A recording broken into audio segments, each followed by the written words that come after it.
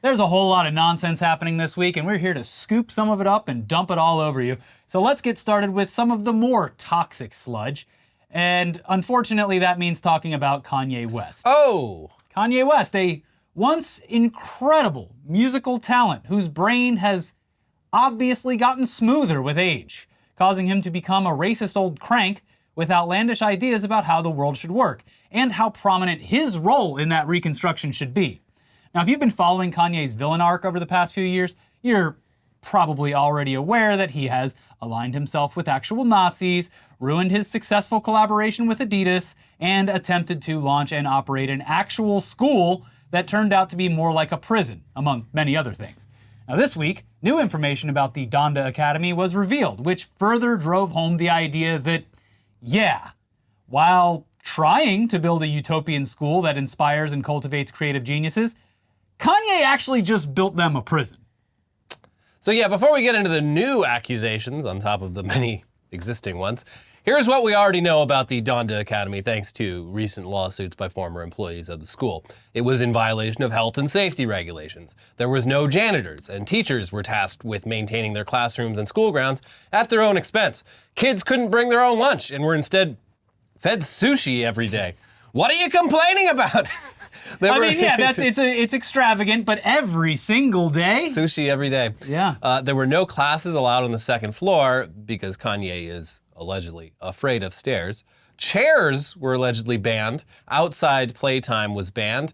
And the only colors that people could wear were black and gray. Also, the teachers, when they cleaned up their classrooms due to the lack of janitors, they were not allowed to use any of the cleaning products you or I would use, you'd buy at the supermarket. They had to use water mixed with like lemon juice, I think. Yeah. It's strange. Anyway, with more time having passed and more former employees filing lawsuits against the rapper, we are learning more details about the now infamous Donda Academy, including the fact that the rumors equating the school to a jail were far more accurate than anyone could have guessed. Now, according to a recent article in Rolling Stone where they obtained the new lawsuit, Kanye wanted to install an actual jail at the school, gave special treatment to white employees, and threatened staff with physical violence, among other things. Yeah, those other things less funny. Just the idea of a jail in a school. Like, they did that. Literally, The Simpsons did it. First of all, we did. We like when I was in elementary school. Like every year, there'd be like a carnival or something where if you had enough tickets, you could send another student to jail. Okay. We just dunked the teachers for like 30 minutes. We dunked the teachers. Yeah, we had that. Yeah. But yeah, an actual jail in a school, that's wild. In reference to this, sir, you cannot do that. The Simpsons reference here is that Principal Skinner or Superintendent Chalmers, I can't remember, they leased out the extra room in the classrooms to the overcrowded prison system in Springfield. And I remember one of the criminals, this Snake or something, was like grabbed Martin's shirt and ripped it off while the class was happening. So, similar vibes here. Yeah. And in no way are we trying to play down the actual serious accusations about what happened at this school, but one of the freak-out moments that Kanye had resulted in a ridiculously funny scene that can't be overlooked. And we'll get to that, but first, the parts that are outrageous in the harshest sense of the word, not the funny type. Here's from their reporting. Trevor Phillips filed suit against the rapper, who now goes by Ye, on Tuesday in Los Angeles, joining a number of former employees who are suing the 46-year-old. Man, when you make the character from GTA 5, when you're the weird one, you've crossed the line. Trevor Phillips, holy shit. The 42-page complaint gives a behind-the-scenes look at what Phillips says it's like to work for the eccentric artist, including spontaneous firings, a late-night summons to Nobu, watching The Batman on mute, and awkwardly navigating Ye pretending to masturbate. A rep for West did not immediately reply to a request for comment. That last part, no allegedly needed. This man has at this point, 20-year history of just being obsessed with jerking off. Yeah. Well, so the article goes into the fact that Phillips, who is black, immediately noticed that he and other black staffers were treated differently from their white counterparts, and that all of the anti-Semitic stuff that Kanye was spouting publicly was also happening behind the scenes, sometimes in front of students, with an apparent plan for Kanye to start targeting the LGBTQ community next because, quote, gay people are controlled by Bill Gates so that they don't have children for population control. Insane stuff from a guy who was, again, previously one of the most influential people in the music industry. In addition to this, we have the comments made regarding the installation of those jail cells in the school, alongside some dehumanizing behavior. Yeah. Ye allegedly once told 2 children that he wanted them to shave their heads and that he intended to put a jail at the school and that they could be locked in cages. Okay. He heard kids in cages and said, yeah, that sounds That's like a great idea. Yep. Thank you, President Trump. I'm going to do that at my school. And like, listen, I feel really bad for these kids, but any parent that is still sending their kids to Donda Academy in the current year, like, they're not allowed to be upset about any of this. Look, this is all public record. The place is a freak show and the guy who owns it is a fucking lunatic. I'm not giving them any benefit of the doubt, but I'm saying that a lot of the stuff could have happened when it was too late, or they thought they were getting into a different situation because Kanye hadn't gone full crazy yet. But whatever, their reporting continues. When Phillips tried to push back against Ye's bigotry, the artist responded mercilessly with incessant harassment, humiliation, and attempts to both mentally control and destroy Phillips, the lawsuit filed by Sherigan and Associates claims. Kanye's ill will towards the plaintiff ultimately culminated in a vulgar lashing in front of schoolchildren and their parents. Kanye even threatened Phillips with physical violence. And regarding his role at Kanye's company, one of Phillips's first tasks was to convert one of Ye's Calabasas properties into a new campus for Donda Academy after a landlord broke their lease with Ye over his anti-Semitic comments. But by January 2023, Phillips says Ye scrapped those plans and instead wanted a dilapidated church to be the new facility.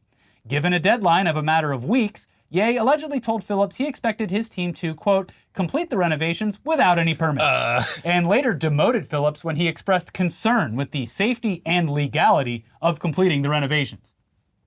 Yeah, that's... Why would you need to get all of these permits when the place has been blessed? It's a church of God. You think a church of God is just going to crumble with a couple school children running around inside of it? I mean, we're not even going to use the staircase. I'm terrified of stairs. Jesus. So the stories continued. One including Kanye spending $2 million worth of school funds on a trip to Paris. Rules against the existence of fat employees. Jesus fucking Christ, dude.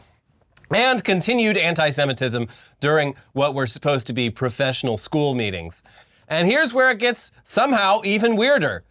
Not that everything we previously mentioned isn't extremely weird and unsettling, but now we're getting into crazy, just absurdist territory because at one point, Kanye invited this guy to a hotel in Malibu to discuss the school. He did the whole Hitler rant again. And then, quote, Ye had hotel staff come to the room and put on 2022's The Batman, with the 2 men watching the movie on mute, in silence. While lying flat on the bed, Phillips claimed that Ye began to make slow up and down motions with his hand just above his genitals as though he was masturbating and talking about his sex life, according to the lawsuit. Now, okay, this is all horrific stuff, but the next part, it is insane, but it's also so ridiculous of a mental image that you can only temporarily laugh at it before immediately feeling bad for the person on the receiving end. But even for them, it had to be a ridiculous experience. Like, even with all things considered here, if I were the employee and then this happened, I'd go, okay, well, this is absurd. Yes. So basically, per the lawsuit, Phillips and Kanye got into a heated argument about a garden that Phillips had been tending to, and Kanye went off on him, screaming at him, threatening him, telling him he doesn't give a shit about the employee or his family. Phillips' daughter and younger brother were students at Donda Academy, apparently, and this all led to the following exchange. Kanye then ran to the gardens and attempted to pick up and toss the garden, the lawsuit continues, but too weak and out of shape, failed to pick them up. Instead, he started pulling out the plants in individual pieces inside the boxes, ripping them apart and throwing them on the floor in a worse and more immature temper tantrum than any of even the youngest Donda schoolchildren have ever thrown. The rapper then physically threatened Phillips, according to the suit, repeatedly saying he was going to punch you in the face before his mood suddenly shifted. Quote, Imitating the celebratory dance of Mario from the famous video game Super Mario Bros., Kanye jumped up with punching one fist in the air while he said, "I'm gonna give you one more chance, another life." Bring. You just earned another life, but don't let it happen again. God, I hate this man so much. It's me, Kanye. Bring. Make the sound. Bring. Where's the sound? You just earned yourself another. Well, I'm giving you another life, but don't. If I come back, and these tulips, and those delicious oranges aren't properly growing, I do love the idea of him I'm gonna being go Bowser on this so bitch. out of shape that he can't pull plants out of the ground. Now he could pull plants, he just couldn't lift the whole box up. Oh. Yeah. Well, I mean, soil is heavy. It is. So, I mean, but yeah, well, that's, Jesus Christ. I just do love that, like, that he's going on a tirade, an actual temper tantrum. Yeah. And then snaps and goes, I am Mario, and you've just earned an extra life. Pray that you don't waste it. Bowser will return. The princess is not here in this castle. Your Donda Academy is in another church. Mm-hmm. Anyway, wow. So let's move on now from one destructive voice on the right attempting to lead us into Armageddon to another. And this one actually killed a guy. So apparently Kyle Rittenhouse was too stupid to join the Marines. And his spokesperson at the trial where he was acquitted has just gone nuclear on Twitter, exposing the reality of who Kyle Rittenhouse actually is and how he's decided to monetize hatred instead of turning his life around, causing the handler, David Hancock, to regret his actions during the trial and attempt to absolve himself of that guilt by providing an inside look at the gunman who took the lives of 2 people during the BLM protests back in 2020. Here's his post from Twitter this week after documents made their way online, showing that Rittenhouse scored so low on an aptitude test that he was not only barred from enlisting in the armed forces, but that he is actually permanently disqualified from enlisting, which, listen, the military, but I follow a lot of people who do have inside knowledge of this, and especially the branch that he tried to get into, the Marines. People were genuinely just flabbergasted. They're like, I served for 10 years, and I honestly did not know that you could get permanently rejected from the Marines. Yes. They eat crayons. That is one dumb motherfucker. Yeah. Like, look, I don't want to go into, like, specific, like, we've already talked about so much about the armed forces and who they specifically target to, like, enlist and stuff, but, like, the barrier of entry their standards are is so very low now. Like, Yes. they are just absolutely preying upon people who otherwise could not afford, like, college. Yeah. And healthcare. Yeah. So the idea of someone getting not only rejected, but permanently rejected, please do not apply again. That is crazy. Yeah. Well, So anyway, here you go. regarding his online high school diploma, we had to force him to complete the 4 years of credits in just 10 months, which he did using the, quote, Google machine. We invested significant effort to craft the image you witnessed during the trial. We outfitted him in new suits, arranged for his haircut every weekend during the trial, and dedicated over 200 hours to prepare him for direct and cross-examination. We employed the world's leading jury consultant and conducted extensive research through 3 mock trials to identify the ideal jurors and the most effective approach for his testimony. Transforming a middle school dropout who was, quote, angry at the world with a history of violence and an unhealthy obsession with guns and killing into a respectable young man with a desire for higher education and a promising future was no easy feat. It was a meticulously crafted facade, which we sincerely hoped he would grow into. Instead, he squandered a full scholarship to study any subject at any university in the country to become a divisive douchebag and antagonize Black Americans on college campuses. Yeah, and somehow maybe I just forgot, but yeah, the fact that he dropped out of school, he did half a semester of 9th grade before dropping out of all education, which is strange. Sure. Yeah, so what, I mean, anyway, yeah. That just leads it, like, not that every high school dropout has done horrible things. A lot No, of great things. It doesn't feed into the narrative that he was an upstanding young boy who was seeking higher education as a goal in life. Yeah, or just having any direction in life whatsoever. Like Rudderless, they would this say. news, all these revelations, they paint a picture of him that reminds me a lot of, like, Seth Rogen's character in Observe and Report. He's just like a fucking loser who's not good at anything, but He has just this fantasy of being a hero and getting to use his gun and everybody liking him. I feel like there's a lot of people like that in the country. Yeah, I mean, those are generally the people who are attracted to Military service, police service, things of that nature. Anyway, the post continues.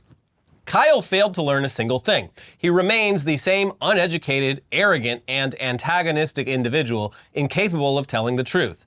Now he genuinely believes he is the show pony we created and has surrounded himself with sycophants who fuel his inflated ego because they prioritize their political agenda and Christian nationalist worldview over his well-being. Despite my efforts to guide him toward a better path in life, the allure of notoriety triumphed over the prospect of putting in the hard work of pursuing an education. Kyle is ill-equipped to offer advice to young people. I regret my role in shaping him into whatever he has become. If I had known what I know now about Kyle's history, I wouldn't have been involved. And regarding the abysmal test scores, there was some illusion online that this meant he scored so low that he might actually have a mental disability. And while that might be true, apparently he was disqualified permanently because he made his recruiters uncomfortable in the most American way possible. Again, observe and report. From a thread of tweets by Hancock, the rest of the story is Kyle was blacklisted for sending unsolicited videos of him field stripping his AR-15 to his military recruiters, which made them uncomfortable with his state of mind. Look, kid, we all want to kill some Arabs, but like, chill out, okay? You're being too eager about everything. Yeah. It's giving us pause, and we're the fucking Marines. Well, and also, like, it is, it's just, you know, the military, when they want recruits whose minds are a tabula rasa, that they can mold into a soldier.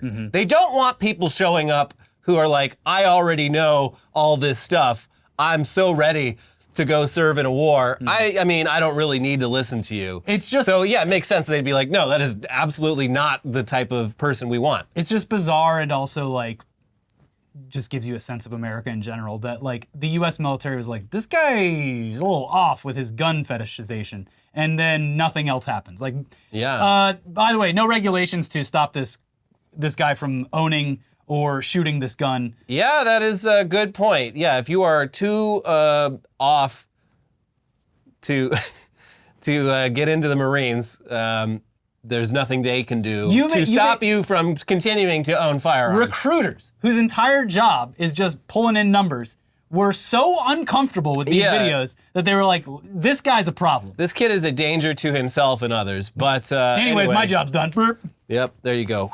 So for his part, like we said, the dude does regret working with Rittenhouse, which, okay. Great, but you did. Yeah, not sure too many people are going to find sympathy here, but this is what he said in response to someone inquiring about his involvement with the trial. I deeply regret my involvement in establishing a veneer of credibility for him, which he now exploits to propagate far-right propaganda and Christian nationalist rhetoric. My efforts to shape him were to get him into school, keep his head down, and gain some much-needed perspective on life. And he says elsewhere that Rittenhouse's actions after the trial showed that nothing worked, and he just continued being a dumb piece of shit who is now making a career out of being a poster boy for the extreme right in this country. Not even, it doesn't seem to be a lucrative career. It kind of seems to be kind of at the end of the road, because you don't see him all that much anymore. And the last I saw of him was like a couple weeks ago. He got chased out of that Turning Point appearance. He showed up for some college appearance and lasted like a couple minutes before he got heckled off stage. And dragged his service dog with him. Yeah, so he had a like emotional support dog, which like, that's very lib cuck coded, Kyle, just for the record. Oh, you need your support animal? But clearly just very abusive towards that dog. Yeah. Just dragged it off stage. He should have that dog taken away. Yeah. If we can't take his guns away, can we at least take the dog away? Maybe. Well, it's definitely not shocking to those who weren't fooled by all the theatrics in court, especially when he broke down in tears. Like, that was just so obvious. Yeah. Ugh.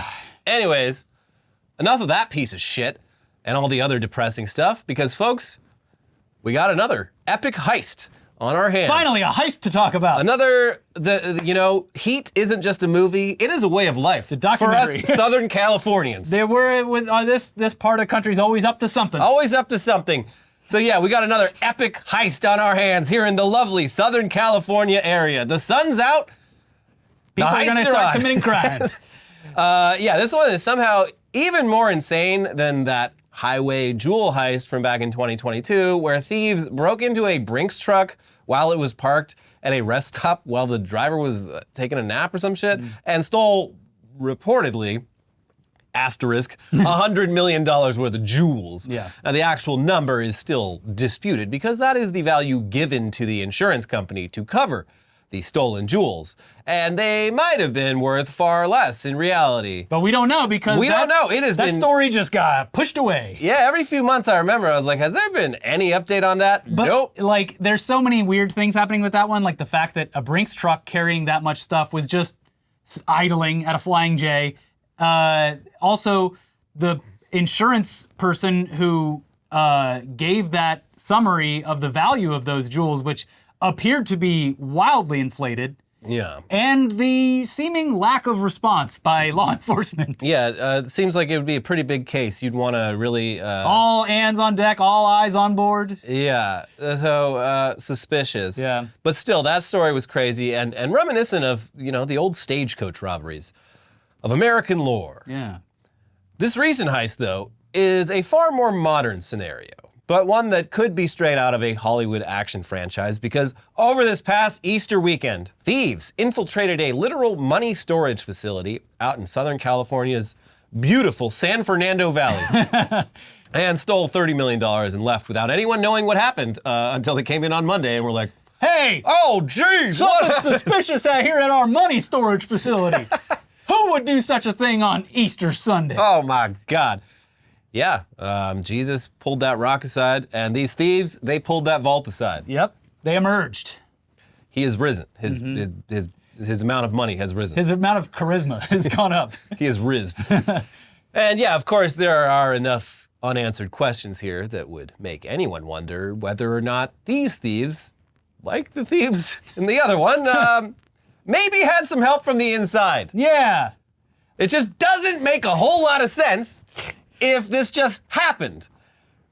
Yeah. If there was a completely unrelated party that came and did this and had no involvement whatsoever from anyone with any direct connections with where the money was being kept. I don't know. And how much of it was being kept there. Anyway, here's the LA Times with more. The burglary occurred Sunday night at a facility in Sylmar where cash from businesses across the region is handled and stored, said LA Police Department Commander Elaine Morales. The thieves were able to breach the building as well as the safe where the money was stored, Morales says. Law enforcement sources said the burglary was among the largest in city history when it comes to cash, and the total also surpassed any armored car heist in the city. Mystery surrounds the break-in. Sources familiar with the investigation told the Times that a burglary crew broke through the roof of the Garda World building on Roxford Street to gain access to the vault, but it is unclear how they avoided the alarm system. The operators of the business did not discover the massive theft until they opened the vault Monday. An ABC 7 TV news helicopter showed a large cut on the side of the building covered by a piece of plywood. Yeah. So there's a lot happening here. Like, they came in through the roof. Because they failed getting in the side, I guess? Or they left through the side. Or they left through the side.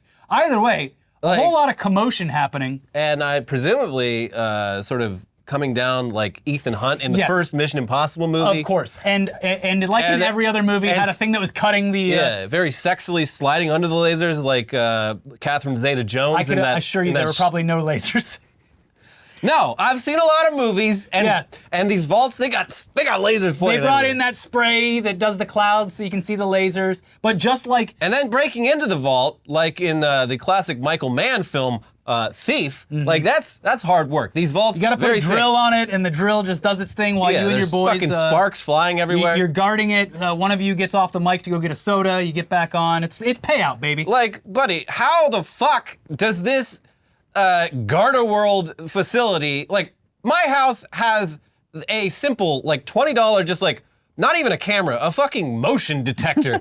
How do they not have that in this place where they're storing tens of millions of dollars? Also, in Hollywood fashion, the person arrived Monday, opened up the vault, as you do, I guess, and only then saw that, oh, my stars.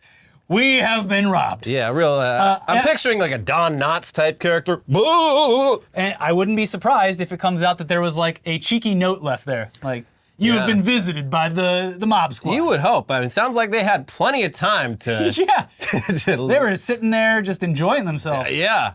So yeah, and these crooks, these thieves, heroes perhaps? Who's to say? Probably not. Are they giving it out to the community? We haven't seen that yet. But they, in Hollywood fashion, they broke through the roof of a secure building, broke into a vault, stole millions of dollars, and left without a trace. And this break-in was only discovered after employees returned to work after a nice holiday weekend. Okay. Yeah, well, I'm not going to guard the vault on Easter. What are you, insane? It's Incredible Jesus' stuff. Resurgence Day. Like, I feel like people have been really wasting their energies, like walking into banks and trying to rob them. And in every case these days, walking away with like, I don't know, $5,000 because banks just don't have that much cash on them. Yeah. And you got all these cameras on you. People are seeing you. It's daylight. It almost never works. They should have been directing their energies into what these guys did. Yeah, presumably this seems so like simple that they would just realize there was a Fort Knox in the valley, and we're Yeah. like, well, why aren't we hitting that? I would have never guessed that there's just buildings that have that much money in them. Yeah. Anyway, the reporting continues.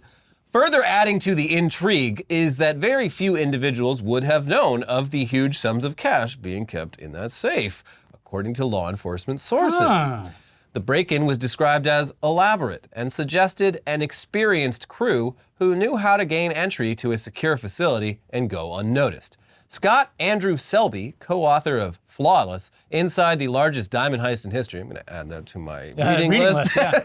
said that the theft has all the markings of a really well thought out job and was done by a professional crew, adding that based on other major heists of this nature, it is likely that the thieves had some inside intelligence. Yep. There you go. He said investigators will be looking around the globe for crimes with a similar MO. Oh, they are absolutely alerting Interpol to all of this. And I know a group of guys and gals with incredibly fast muscle cars who are just aching for one last ride. That's right. Unless it was Dominic Toretto himself. He has been known to operate on either side of the thin blue line. Yeah, his crew of drivers could have pulled off this heist. But only if there was an epic chase afterwards, which Yeah. there wasn't. So No. you would assume if it was the Fast and Furious crew, they would have waited around until the authorities were alerted so that they could exit in epic fashion. I imagine these guys escaped in something nondescript. A to- Ford Escort, perhaps. A Tercel. Yeah. a sensible No, Toyota he was Baby Camry. Driver. And it's actually old, what's his name, the canceled guy behind all this. Kevin Spacey. That's right. He's back at it again. He's But- gonna next Christmas. He's gonna have a mug that has the logo of Garda World on it. Oh, hello there. Bum, bum, bum. But jokes aside, this is an absolutely absurd burglary that we thought only happened in the movies. Well, it's Hollywood, baby. In fact, as the article points out, there hasn't been a heist like this since all the way back in 1997, when thieves stole around $19 million after successfully infiltrating an armored facility downtown. Which, like, downtown, that's there's a lot of variables there. Sylmar is a... Nothing going on, especially on a Sunday on Easter. Yeah, I have some family up there. There's not really anything going on in fucking Sylmar. Yeah. And I assume any escape route is Wide open. Not going to be any trouble. Conveniently, Juvenile Hall is right there, so Is it? yeah.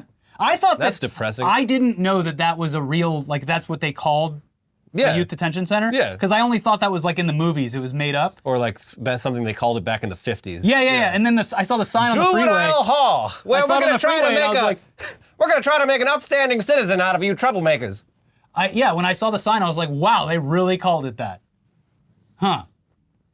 Anyways, check if there's any posters of hot ladies in any of those They're cells. take it down, it'll be a hole in see the if wall. there's a hole there with $30 million in it. Yep. But let's move on to some other stories, including an update regarding that lawsuit between the George Carlin estate and the Dudesy AI podcast, who produced the 1-hour George Carlin special, despite the comedian dying well over 15 years ago.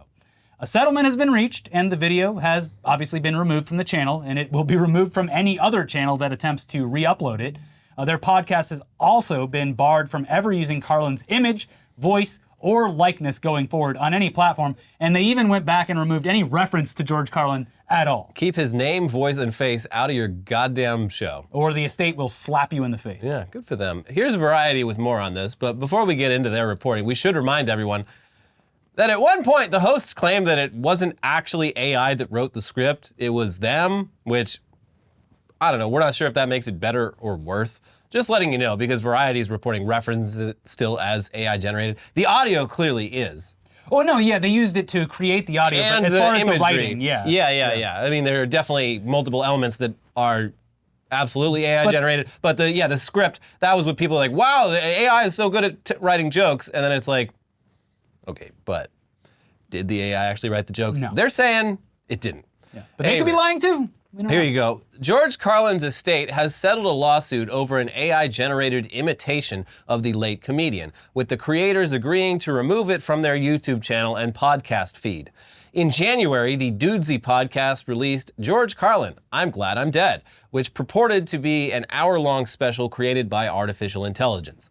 Carlin died in 2008, but the special featured a sound-alike voice doing Carlin-esque material on contemporary topics like trans rights and defunding the police. The Dudesy podcast is hosted by Will Sasso and Chad Kultgen.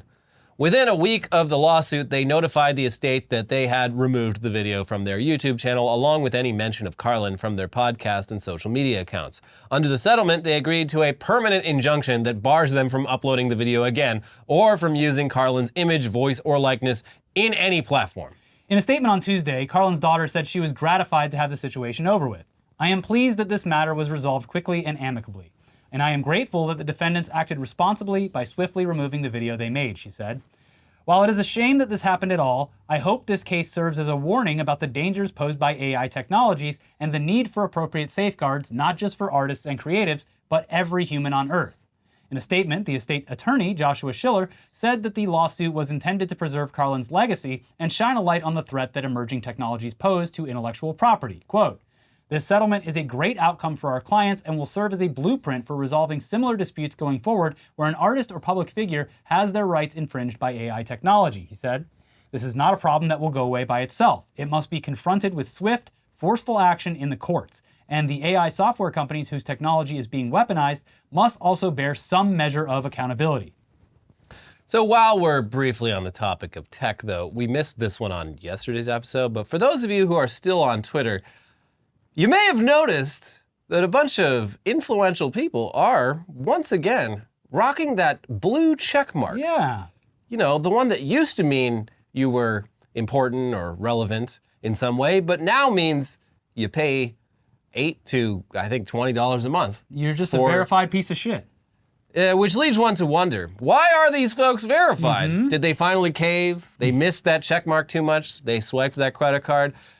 I mean, I thought they were opposed to giving Elon Musk any money at all. Did something change? Well, yes and no. These influential people aren't giving Elon any money, but the policy on verification has changed once again, further fulfilling the prophecy foretold by Sean Vids once again, which claimed that Elon would eventually revert every change upon figuring out why those old rules were there in the first place. Yep. People with high follower counts and engagement have been given their blue checks back for free, further muddying the waters of who to trust on the website, while also devaluing the verification for those who are paying for something that others get for free. Elon, over the course of almost 12 months, I've technically given you over $100, Elon! And they get it for free? Elon! You gave it back to the liberals, Elon! Meanwhile, the right wing on Twitter, having their own wonderful day, as Ian Miles Chong has proven once again that he is probably as stupid as Kyle Rittenhouse. He doesn't understand PEMDAS. Come on, man. Woo! These people man. These people want to control education. Woo! Okay, so in a post, Elon said that, quote, going forward, all X accounts with over 2,500 verified subscriber followers will get premium features for free, and accounts with over 5,000 will get premium plus for free. A side note, someone did the math and figured out that that second part, premium plus for free, only 4 people on the entire platform qualify for that, and one of which is Elon, so only 3 people. Well, it's worded weird. It's like, if you have that many people who pay following you, then it counts. It's not. It's just worded odd, and so is the actual. We have followers and subscribers now, and that's 2 different things. Yeah. So one of the recipients of Elon's badge of honor, Ellie Schnitt, posted the notification that she received regarding the upgrade, and yes, it is written as poorly and confusingly as Elon's own statement. As an influential member of the community on X, we've given you a complimentary subscription to X Premium, subject to X Premium terms by selecting this notice. X reserves the right to cancel the complimentary subscription in its sole discretion. Visit Premium in your navigation drawer to view your premium features. And Ellie added the following to the screenshot, which sums up many other users' reactions to their verification being reinstated. Oh my god, they gave me a blue checkmark for being influential on Twitter. They have simply reinvented the original blue check. I'm laughing so hard. Yeah. And unfortunately, this feature is not a win for anyone receiving it. No. It's now just a badge of shame that makes people assume they are giving Elon money. Yeah. And that's probably his goal. I mean, this is a redux of the situation that happened, I think, a year and a half ago at this point, where they took away the blue checks, and then none of the original celebs actually wanted the new version, so Elon just gave it to them without get it their off. permission, and they were like, please, it's like Stephen King, just like, I didn't pay for this, stop, take it away. But hey, who wants some really good news? And it's good news related to the godforsaken entertainment industry when it needs it the most. Someone over at Warner Brothers still has a good head on their shoulders. I know, shocking. Crazy. Because HBO has just greenlit a new series written by and starring Tim Robinson of I Think You Should Leave fame. Yeah. We honestly don't care what this is, because at this point, we will be watching anything that Tim Robinson produces. Protect this man at all costs. But here's some more details on this project from Deadline. HBO has given the green light to The Chair Company, okay, I'm listening, a half-hour comedy pilot starring Tim Robinson. In The Chair Company, written and executive produced by Robinson and Zach Kanan, after an embarrassing incident at work, a man, Robinson, finds himself investigating a far-reaching conspiracy.